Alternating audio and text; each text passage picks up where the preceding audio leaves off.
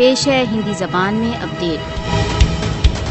भारत द्वारा अवैध रूप से अधिकृत जम्मू कश्मीर में कश्मीरी भारतीय सेना की पार्श्विकताओं की छाया में जीवन व्यतीत कर रहे हैं। भारत द्वारा अवैध रूप से अधिकृत जम्मू कश्मीर में प्रत्येक दूसरे दिन त्रासदियों तथा चोटों की कथाएं सामने आ रही हैं। भय की एक नवीन लहर। भारतीय सशस्त्र बलों ने राजौरी के सुंदरबनी क्षेत्रों में एक प्रोफेसर सहित 3 नागरिकों को निर्दयतापूर्वक मारा पीटा।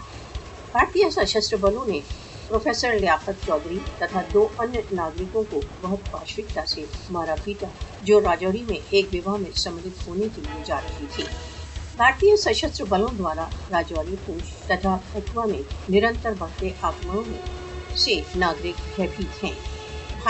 भारत द्वारा अवैध रूप से अधिकृत जम्मू कश्मीर में टॉर्चर को एक व्यवस्थित तथा संस्थात्मक प्रचार से प्रयोग कर रहा है।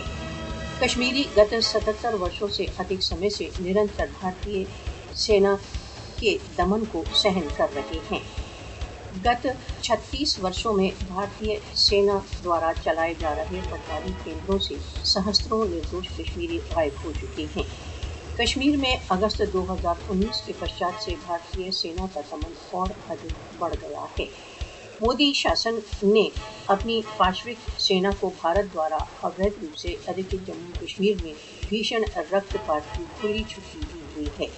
भारत द्वारा अवैध रूप से अधिकृत जम्मू कश्मीर में भारतीय सेना के अत्याचार सार्वभौमिक अंतरात्मा की परीक्षा है।